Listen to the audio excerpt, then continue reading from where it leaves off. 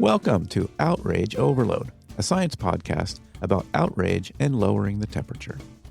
This is our special one-year anniversary episode.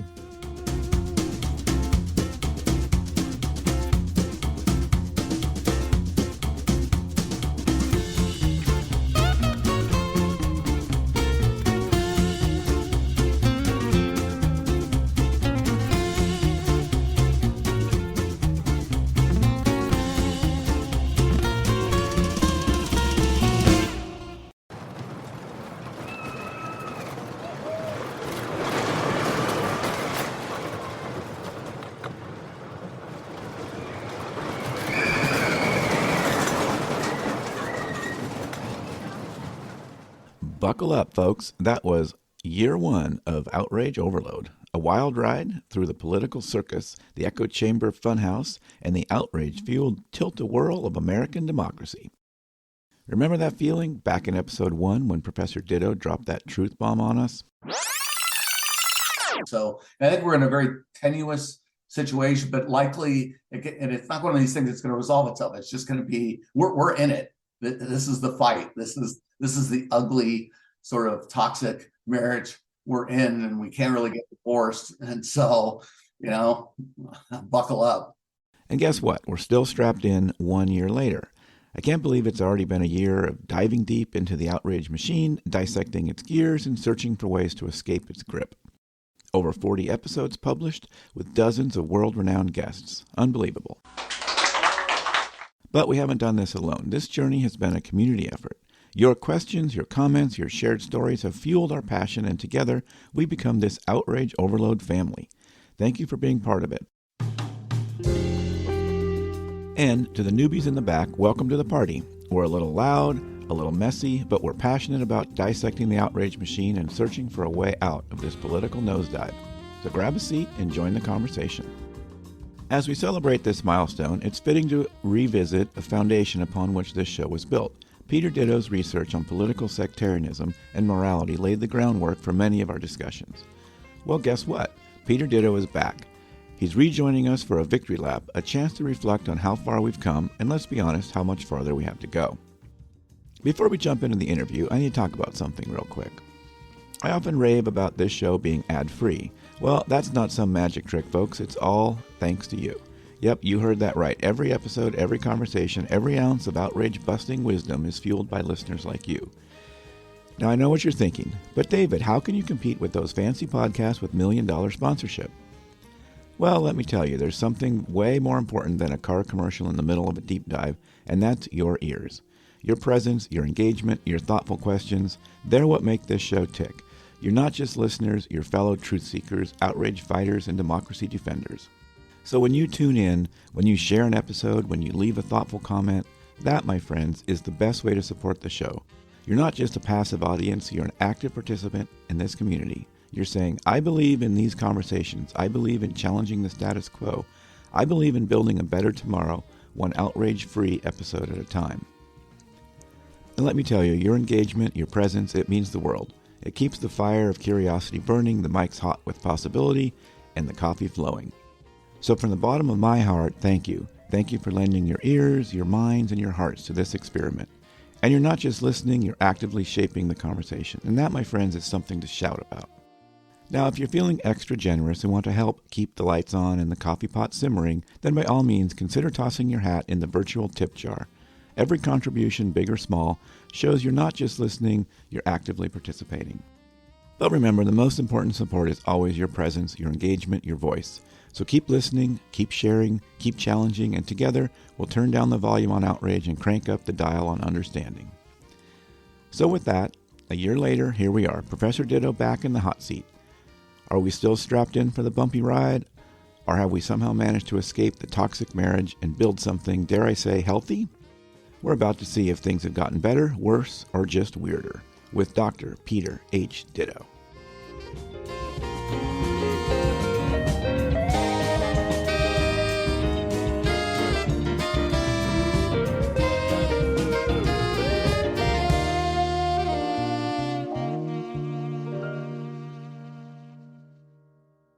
Well, thank you, Professor Ditto. I mean, when you said you were able to come on to do this anniversary special, I thought that was, I mean, I was so thrilled. Well, it's great to. I'm happy to come back again, and I'm happy to see what's been going on since. Yeah, well, that's cool. So we spoke a little bit, and we talked about that. You mentioned that you were sort of okay if we open to, you were open to some talking about some various different things. So I hope it's okay that I take some liberty with that. Sure. If I don't have an opinion, or actually don't have an informed opinion, I'll let you know. Well, yeah, I get it. And also, if you feel free to throw anything at us that you think would be of particular interest to, this segment and this question and the audience here too. Right. So that's cool too. Cool. But so that conversation that we had a year ago, that still kind of holds as a foundation for the podcast. I mean, we talked about, the political sectarianism, as kind of a scientific description of this kind of boiling state that we sort of observe in real life. And that still kind of is a fundamental message of the show is kind of this, we're dialed up to 10 or 11 and, we're set to boil, and that's not really conducive to democracy. So I talked to folks about sort of why things are like that, and then maybe, some ways that we can sort of lower the temperature as kind of a necessary first step kind of thing. And, and I stumbled across some thoughts by Dr. Shannon McGregor, some publications that she did. She's a professor at UNC in the School of Journalism. And she did this talk on polarization is not the problem, it obscures the problem.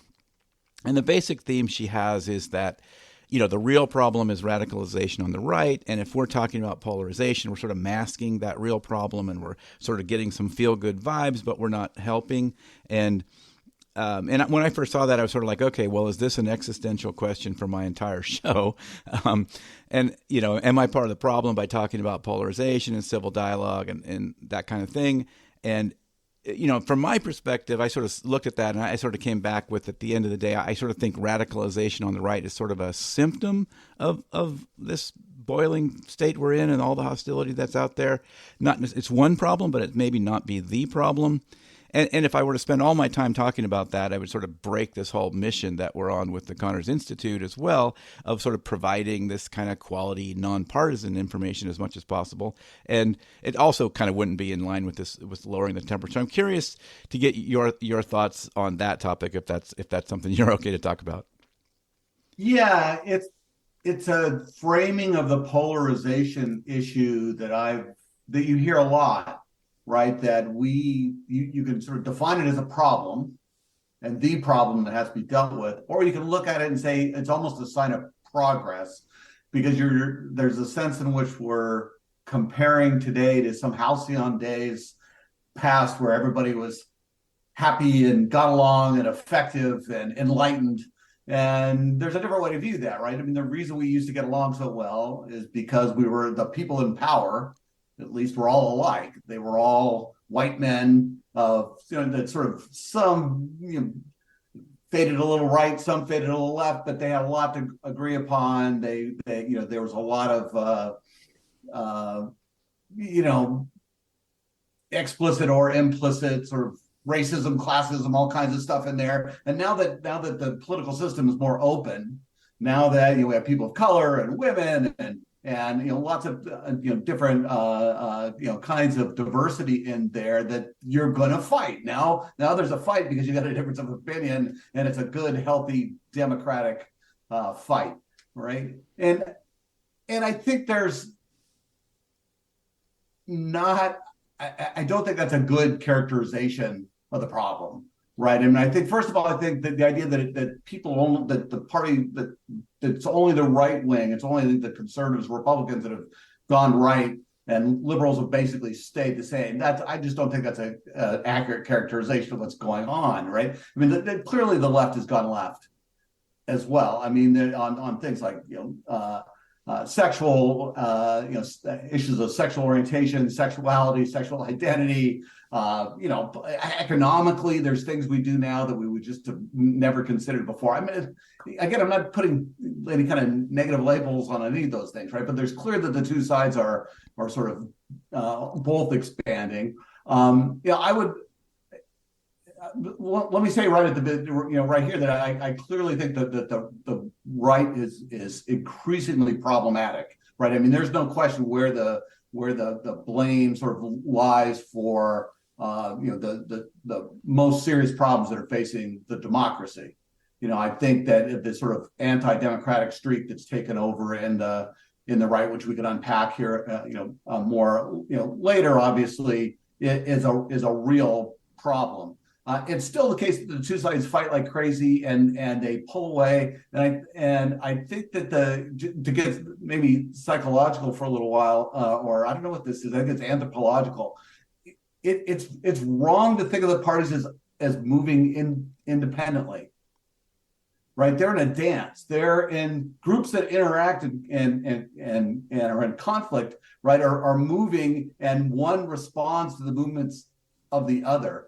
Right, and they do that in a particular way. Right, so and one side goes more extreme, the other side goes more extreme, and it's a term that anthropologists uses, schismogenesis, which is a great word. I love to say it because it's just such a cool word, schismogenesis. But essentially, what it means is that groups very often define themselves against each other. So if I decide that I hate you and your group, and you guys like chocolate ice cream, right? And I think you're all moral reprobates, and I really don't like it. Well, I'm going to decide, well, there must be something wrong with chocolate ice cream, and I really prefer vanilla. And vanilla is really the best kind of ice cream, clearly the moral kind of ice cream to have, right? And so, and my choices, as much as if I conform to what you wanted, my choice is constrained by what the other side does, right? So we're just picking against each other, and it's not an accident that we sort of end up as almost like mirror images of each other, where the things one side hates, the other side likes,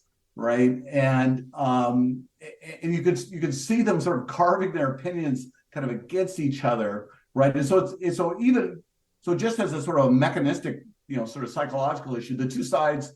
Both sides are involved. They're both operating. If you want to put moral blame on one side or the other, right? I mean, I think sort of more the moral blame goes on the right because of this anti-democratic streak and this sort of systematic divorcement from reality in some ways. That clearly sort of falls on one side, but. I still think, again, polarization still, outrage is, there's no question there's outrage. There's no question there's polarization. I think your topic is safe.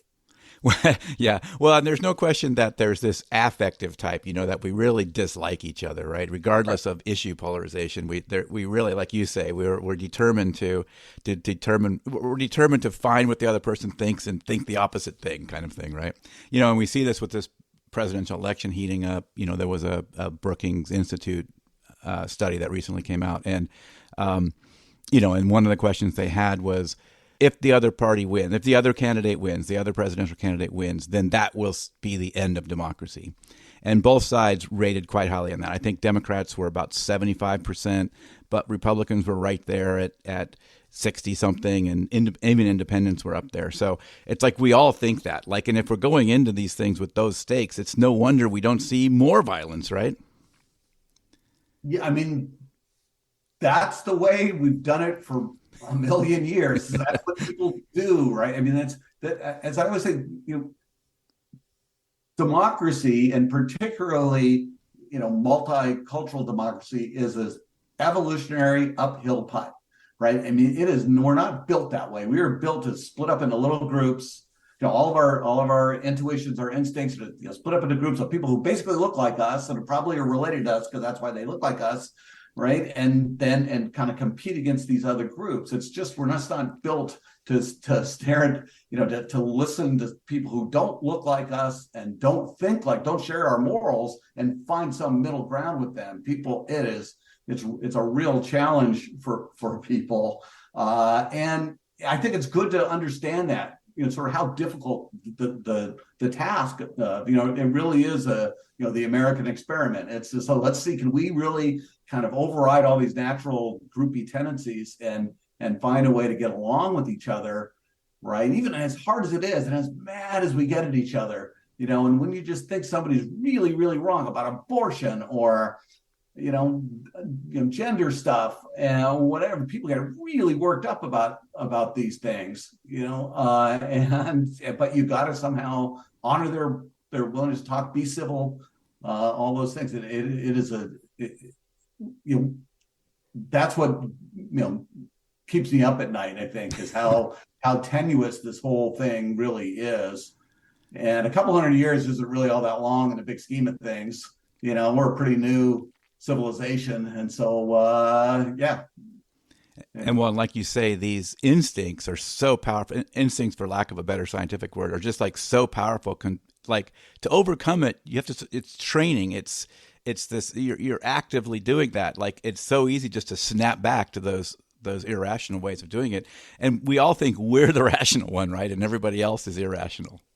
Yeah, it's because the things that come to you intuitively seem obvious, right? Just that's and it's so powerful. You feel like, my goodness, how you can't possibly see this differently than I see it unless you're a terrible person, right? Because it's so clear what a good person would think about in this situation. And that's right. And there's just lots of problems with that because almost nothing's like that. Justice isn't like that at all. Right. I mean, there's almost always multiple ways to construe sort of what the just thing is to do, but people pick the one they like, they believe in it, and they go forward. We see that again really clearly in the Middle East right now, where the two sides kind of, and this is a really generic issue where people decide on what's just based on either what just happened now or what's happened in the past, right? And so, the Israeli sort of view, right, is that the only thing that matters really is what happened, the Hamas attack. That was immoral, that was wrong, and we're just to respond. From the Palestinian standpoint, it's no, you have to think about the past. It's not just this. It's that this was some kind of retribution for past wrongs, and so what's just is for you to not do that and to honor this thing. And so people and everybody thinks they've got justice on their side. It's exactly the same structure as affirmative action. So affirmative action, essentially conservatives say, well, the only thing that matters is treating people fairly now, right? You have to treat people fairly right now because we don't discriminate on people based on race, on any way you do it, right? That's un-American. The only way to do it is now. Liberals say, well, you got to consider the past. You got to think that people have been, systematically, rejected and hurt in all kinds of ways, and so you have to consider that. And again, liberals think they're absolutely just. Conservatives think they're absolutely just. And when people think that they have justice on their side, that's when they fight, right? That's what motivates all these things. And it's all just this kind of picking and choosing of and this is the kind of motivated moral reasoning that I'm interested in. I think is so relevant. Mm-hmm. Yeah, well, there's all kind of examples of the left doing this too. So the right doesn't sort of hold that uniquely, but I think Trump is a really good example of that because, if you were to say, oh, here's what the world looked like, and we've kind of created all these issue positions, and we've decided how they all fit these various conservative kind of values or overall overarching philosophies. And then Trump comes along and pretty much just blows all that up, right? But they still go along with it because it's what they want. And like you say, they kind of rewrite it all. And now you've got this interesting, I saw some folks talking about this idea that people were complaining that, the Trump style, sort of MAGA Republicans have taken over the party, and that, the party has to pull it back and sort of tell people how to think, let's say, for lack of a better way of saying it. And people are like, well, no, if this is what the base wants, then that would be wrong. I mean, if this is where the base wants to go, the party has to go, the people, if you will, right? It would be like this draconian thing to tell the people what they should think. So the idea that this is the new Republican Party, it's the moderate Republicans that are wrong and the MAGA Republicans that have got it right. And, and I guess that's all just part of how this evolves. Yeah, again, you can see how everything sort of plays off of each other. People trying to discriminate themselves, from one another, differentiate themselves from the people that they don't like, and make themselves bonded to the ones that they do. Yeah, I mean, Trump comes up. I clearly agree. I mean, everybody does this process of sort of reconstruction. Trump is just such a beautiful example, right? I mean, Right. he's taken this to some kind of weird art form, and and the current Republican Party, where it's almost like what passes for conservatism is an affectation. It's performance art, right? It's like acting in a certain way that makes you sort of intolerant of certain things, and and I think liberals clearly have their own affectations also, in ways that you need to I'm in academia, there's certain ways that you have to behave, and things that you have to say and do to kind of fit in. I mean, you can certainly see that. Again, I always want to say, my work all talks about this sort of the symmetry of this process, right? That I think liberals clearly show the similar kinds of biases to conservatives, and historically, I just think that right now on the right, things have and some of it is Trump. Trump is partly a cause and partly a symptom of this, but it's sort of spun out of control, and where so all the things that both sides do, they just sort of are doing more and more, and more problematically. It's just sort of reached a point where it's hitting on the really fundamental aspects of the system, undermining trust in a really corrosive way. Yeah. But it's a group in a team sport. They're in it together. Yeah, and I also like to sort of remind people you sort of don't have to be dumb to fall into these sort of cognitive biases and these other habits, right? I mean, I get those men on the street interviews. I have some really smart people in there, right? And at the end, and I do it. I mean, everybody does it, right? I mean, you don't have to be dumb. In fact, some people argue the smarter you are, the better you are talking yourself into this stuff. Yeah, there's some new data on that. I think there's kind of two versions of that, which I think is a really important idea. This expertise paradox, I call it. That the smart ones are the ones that are actually the most biased, and you do see that. You see clearly that sort of college education exacerbates things. So liberals and conservatives who aren't college educated differ in like belief in global warming, where liberals believe it more than conservatives do. But then you go to college, you think either through education or indoctrination, everybody should end up believing in global climate change. And what happens is it just spreads out more. So educated conservatives are more, believe these things more than uneducated, and educated Democrats in the same way. They're all more extreme. Yeah, so I mean, education doesn't help. The two sort of interesting sort of psychological processes is one version about people being really smart, being able to talk themselves into it, that they use, and that the data are starting to undermine that. That doesn't seem to be what's happening. And what I think the next sort of most likely hypothesis is just that people who are really smart don't think they're biased. So they, again, these same things, everything comes to them. It seems so obvious to experts like us, right, that we don't check ourselves, and if you're biased and check yourself, you have a chance of kind of correcting it. But if you don't even think you're biased, you're never going to check yourself. And so what we get to these people who are hyper confident, they don't, they are smart enough to come up with, to support their positions, and then not quite smart enough to realize how biased they are about it. And those are the pundits, those are the politicians, those are all the people in power, fit that description. Right. Yeah, and I don't know if you've seen any research on this, but I've sort of looking at what appears to me as a layman is sort of a paradox, because we talk about how, I've seen a lot of people, a lot of scientists talking about how there's a lot of apathy out there. Like people don't actually consume news. Like those of us that are sort of doing this kind of work, we're out there, we're kind of paying attention to the news. But they sort of say, well, most people just they don't consume any news at all. But yet again, if you look at some of this, the appearances of it, you see these people as sort of moral motivated reasoning all over the place. They're really loud.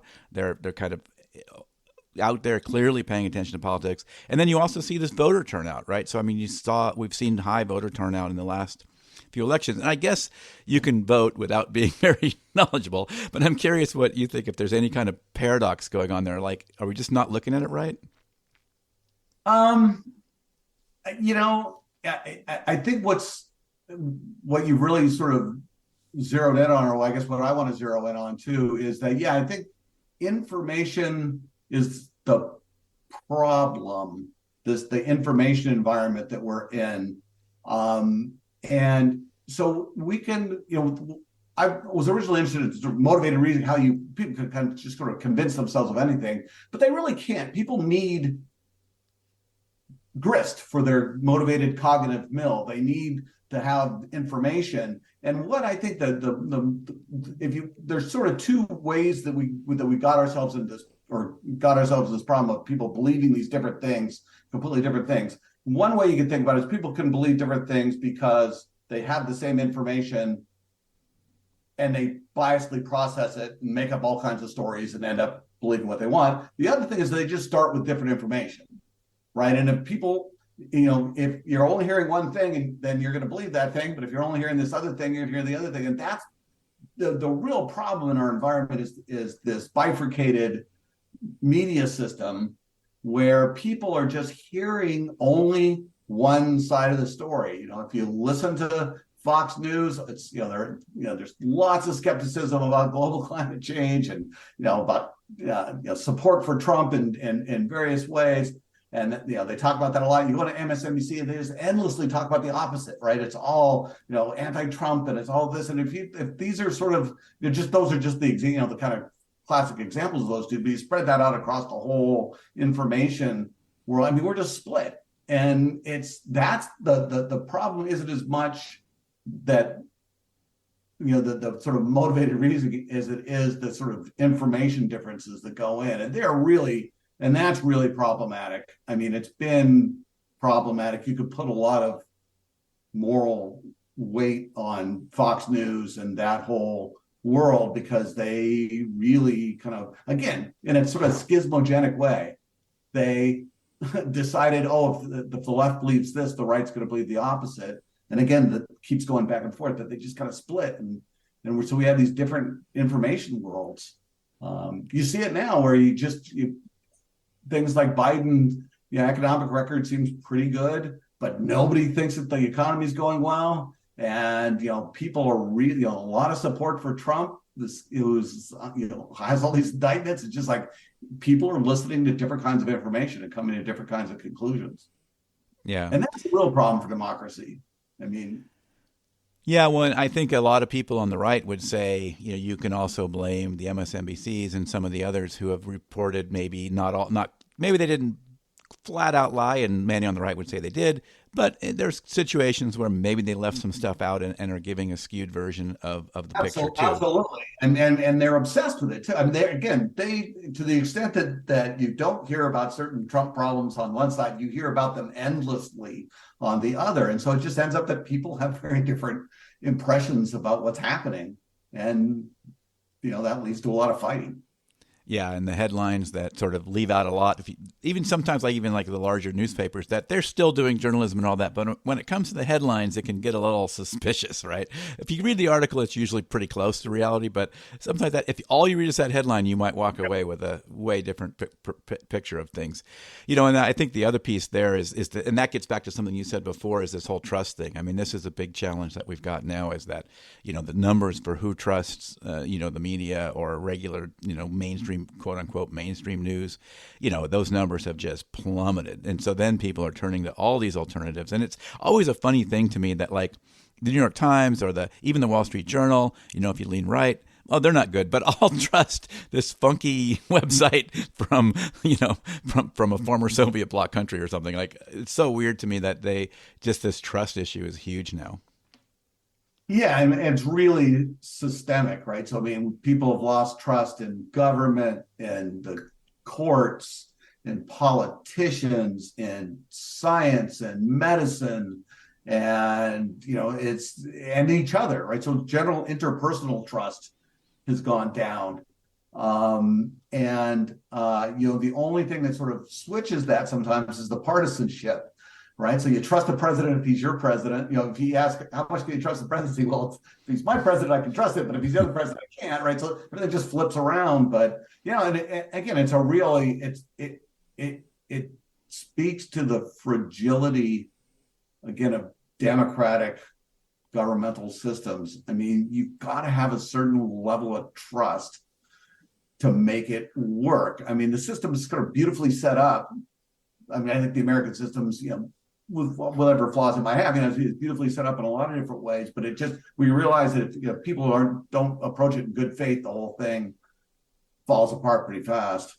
And that's what happens. When you don't think the other side is operating in good faith, that's just, that's what follows.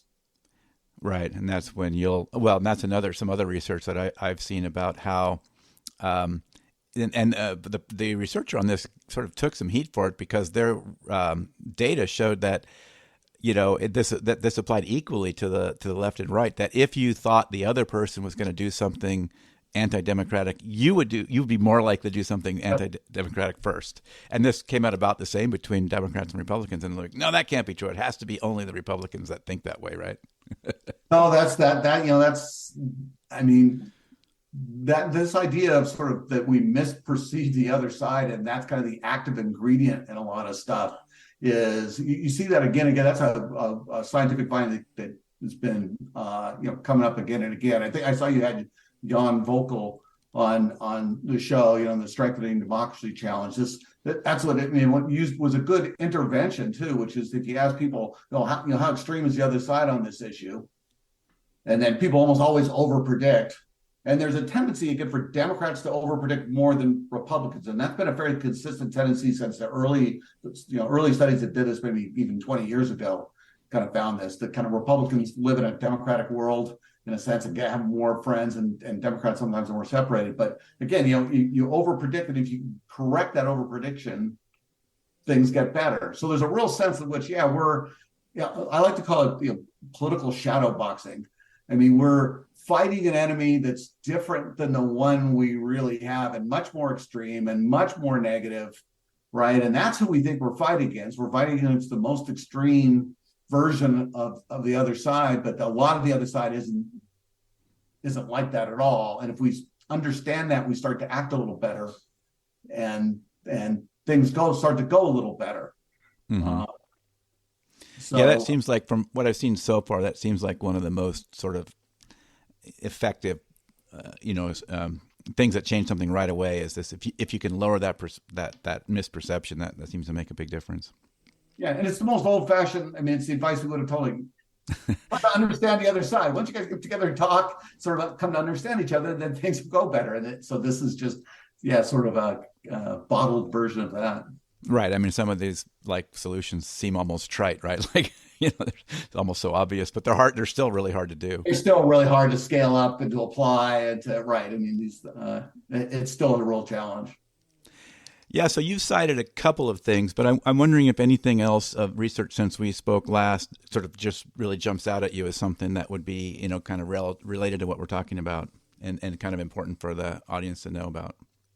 Well, I'll just even start with one that's related to this. It was a nice study that I think it was Kurt Gray's group that I think you had Kurt on the show, and he talks about this idea of this basic morality bias that he shows that people just sort of assume the other side's bad or bad people. You ask them how many people, you ask a Democrat how many Republicans approve of child pornography, they say, 30-40%, and like 2%, right? I mean, so it's that same, people just sort of attribute these negative things. And then if you correct those, he does these very simple manipulations where he just exposes them to one person who doesn't fit that mold of the other side. So if you're a Democrat that believes these terrible things, and then you see one Republican that doesn't, it makes you more positive toward them, and again sort of starts to plant the seeds of connection. I mean, the other thing that came out, I think Kurt's a really interesting researcher in those. Another thing that sort of related to that is this idea of experience. I don't know if he talked about these studies, that when we when you try to persuade another researcher, or excuse me, another person of some political position, right? We try to do it with facts. So we say, oh, here's this facts. This guns kill this many people. That you give them all the facts, and that invariably doesn't work, right? It sort of historically doesn't work. But what does seem to work is this kind of sharing personal experience. So if you kind of, if you give them, and people find people very persuasive and very rational when they say, my father was killed, by in a gun-related crime, and so I really feel very strongly that you should ban these guns, or maybe even that you should.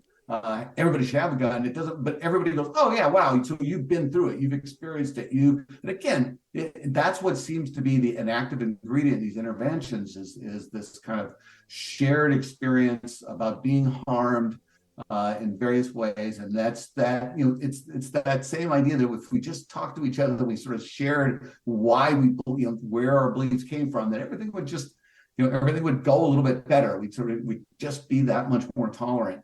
And so those are the studies I'm looking at, a lot of intervention studies these days, to try and see what we might be able to do, what we might be able to scale up, sort of what are the cool ideas out there about that. Yeah, and I definitely want to keep going on that direction too. But and so I was wondering about what you're talking about there. Sound a little bit like I don't know if you've seen sort of the street epistemology stuff, or kind of sometimes it's called deep canvassing. They kind of have been working on those. I'm sorry? They kind of get to know the. Yeah, I mean, they have like a whole process. It's one of these things that takes 20 minutes per person to sort of go through. So it has this challenge of scaling up. But yeah, I mean, it's this whole kind of idea that, yeah, you may not be able to move a needle all the way to sort of someone agree with you, but you might be able to move that needle a little bit by kind of going through that process and listening and kind of then and echoing it back and some of those kind of things. They have a sort of a rhetorical scheme that they use. I was just curious if you had stumbled into any of that research. No, but it sounds great. I mean, agreement isn't the goal. Right. It's tolerant. I say that all the time. Like people think, everyone thinks I'm trying to bring everybody to some, center position. Like I put some kind of centrist model on a pedestal. All we're really talking about is disagreeing better, right? Yeah, I mean that's the strength of democracy. I always say that it's like the whole democracy is both a moral good, right? I mean, it's like empowers people with the freedom that we think people deserve, but it's also supposedly in theory a practical good. It's like, okay, so rather than an authoritarian who only has his own ideas to choose from, well, I've got all these different constituencies, everybody's kind of saying things, all these ideas, so I just pick the best one out of all those ideas, and we all convince each other rationally that that's the right way to go, and then we do it, we implement all this great policy, and it all breaks down if you won't talk to the other person, if you won't ever see wisdom in what they say, if you just reject it, which is kind of what people do, right? Well, and I think you lose all the benefits of democracy. Yeah, and I think it also breaks down if you sort of refuse to lose once in a while, if you refuse to accept that you're not always going to get your way, right? I mean, that's another aspect of democracy is that one of the political scientists I had on talked about this as kind of this loser's burden idea that, you win some, you lose some. You're not happy about losing, but it's okay because it's democracy and you get another chance in a little while I can run again and I might win the next election, right? And that's been just like something that's sort of comes with running for election or even taking a position or trying to push a proposition or whatever it is. You lose sometimes and then, okay, well, I'll get another chance. I'll do it again. But once you like make losing, sort of existential that's where things going to break down as well. Absolutely. Right. But so you just talked about that you've been really looking at some of these interventions. And I know like Peter Coleman has identified like some 8,000 organizations working in what he calls kind of this bridge building space. And I'm trying to get as many of the 8,000 to talk to me on the show. We'll see how many I can get. And so I'm curious, like, when we talked before, you weren't particularly, I wouldn't say you weren't optimistic, but you didn't see any sort of easy solution. And we titled the episode Buckle Up because, we're kind of buckling up for a fight. Has anything changed in that? Or have you seen any things? I'm just curious to hit your update on that.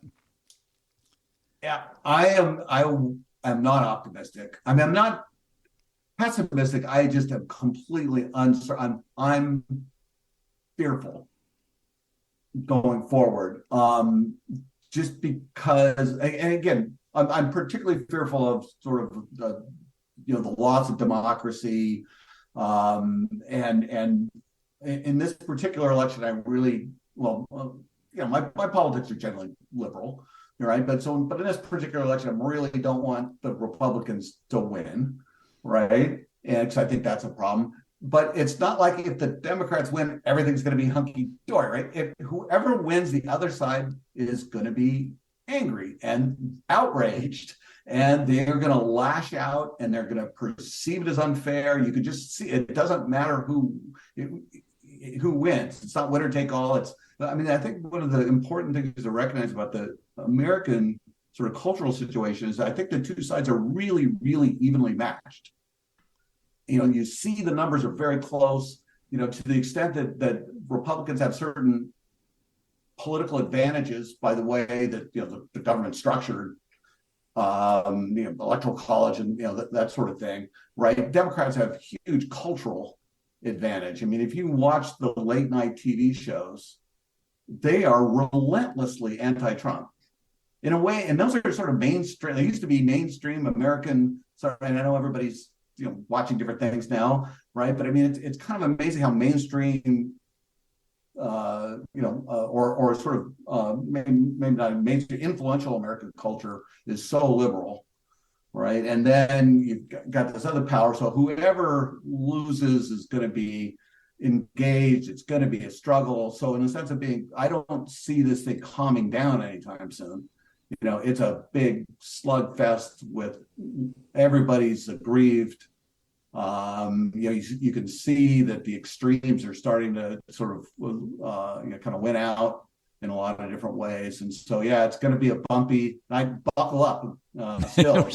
Still keep the belt on. It's going to be a bumpy couple of years. Could veer real bad. It could, just be bumpy. But it's not going to be. I don't think there's a kumbaya moment that I see in the near future.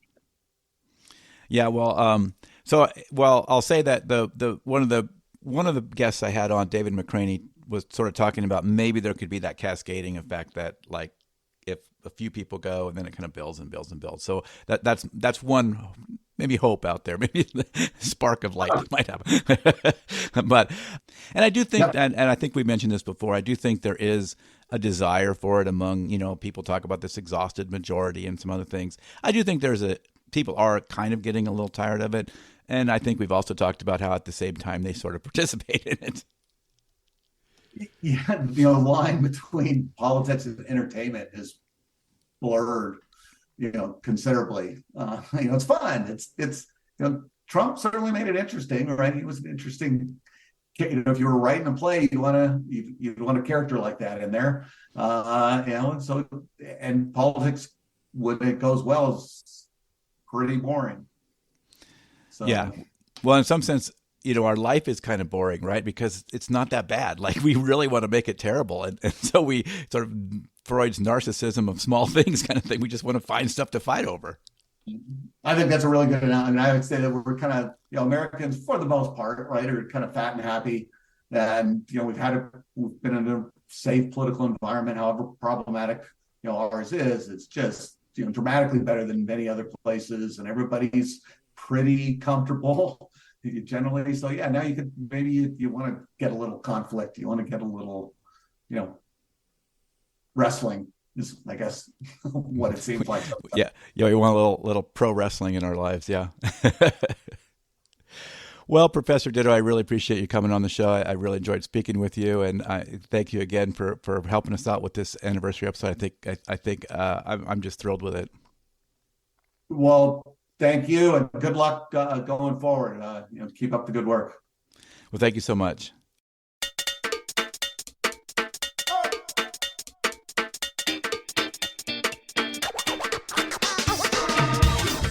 That is it for this episode of the Outrage Overload podcast. For links to everything we talked about on this episode, go to outrageoverload.net. As we close out the year, I want to thank our partner, the Connors Institute, and director and friend of the show, Dr. Lawrence Eppard, who also hosts the Utterly Moderate podcast that you may want to check out. I also need to give a shout out to my co-director and all-around wizard, Austin Chen.